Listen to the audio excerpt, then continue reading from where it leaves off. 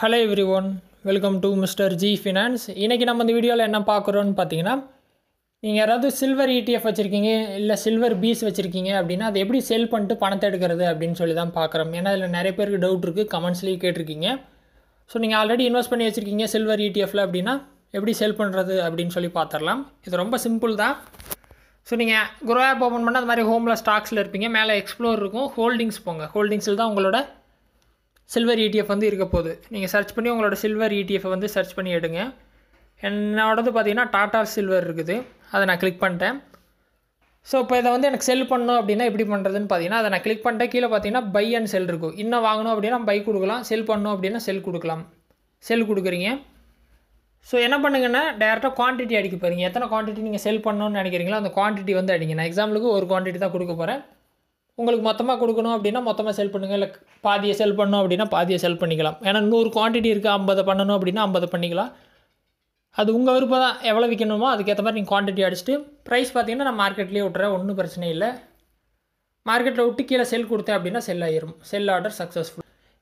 இந்த மாதிரி பார்த்தீங்கன்னா சிம்பிளாக நீங்கள் வச்சுருக்க சில்வர் ETF இல்லை பீஸை வந்து நீங்கள் செல் பண்ணிக்கலாம். எப்பயும் போல் நீங்கள் எப்படி ஒரு ஸ்டாக்கை வாங்குறீங்க விற்கிறீங்களோ அதே மெத்தடு தான் சில்வர் ETFக்கும். டன் கொடுத்துட்டேன்.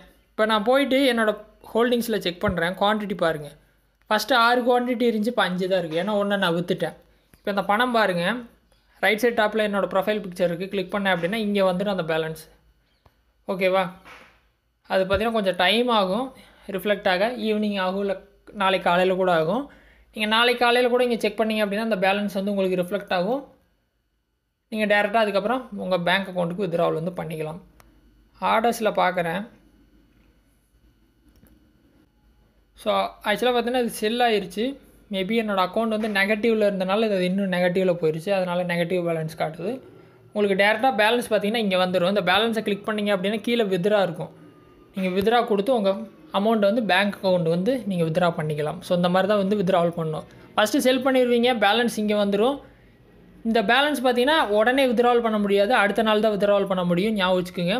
அடுத்த நாள் பார்த்தீங்கன்னா அந்த பேலன்ஸ் பார்த்தீங்கன்னா மேலே உங்களுக்கு வித்ட்ரா மணி அவைலபிள் அப்படின்னு சொல்லிட்டு மேலே பேலன்ஸ் வந்துருக்கும். எவ்வளோ அமௌண்ட் இருக்கோ அந்த அமௌண்ட் வந்து டேரெக்டாக 1000 ரூபா வருது அப்படின்னா 1000 ரூபா அடிச்சுட்டு கீழே பார்த்தீங்கன்னா வித்ட்ரா பட்டன் கீழே லாஸ்ட்டில் இருக்கும். இப்போ எனக்கு டிம்மாக இருக்குது, ஏன்னா பேலன்ஸ் இல்லாதனால. உங்களுக்கு பார்த்தீங்கன்னா பிரைட்டாக இருக்கும். வித்ட்ரா கொடுத்தீங்க அப்படின்னா அன்றைக்கி சாயந்தரம் ஃபார் எக்ஸாம்பிள் இன்றைக்கி நீங்கள் விற்றுட்டீங்க, நாளைக்கு காலையில் உங்கள் அக்கௌண்ட்டுக்கு வந்துடும். நாளைக்கு காலையில் நீங்கள் வித்ட்ரா கொடுத்தீங்க அப்படின்னா நாளைக்கு சாயந்தரம் உங்கள் பேங்க் அக்கௌண்ட்டுக்கு வந்துடும். ஸோ இந்த மாதிரி தான் பார்த்தீங்கன்னா வித்ட்ரா பண்ணணும் செல் பண்ணி. ஸோ ட்ரை பண்ணுங்கள். ஏதாவது டவுட் இருந்துச்சு அப்படின்னா வீடியோ கமெண்ட்ஸில் வந்து சொல்லுங்கள். வேறு எதாவது டாபிக்ஸில் வீடியோ வேணும் அப்படின்னாலும் கமெண்ட்ஸில் சொல்லுங்கள், நான் போஸ்ட் பண்ணுறேன். ஃபஸ்ட் டைம் சேனல் வந்தால் சப்ஸ்கிரைப் பண்ணி சப்போர்ட் பண்ணுங்கள். இன்னொரு யூஸ்ஃபுல்லான வீடியோவில் உங்களை நாளைக்கு சந்திக்கிறேன். நன்றி, வணக்கம்.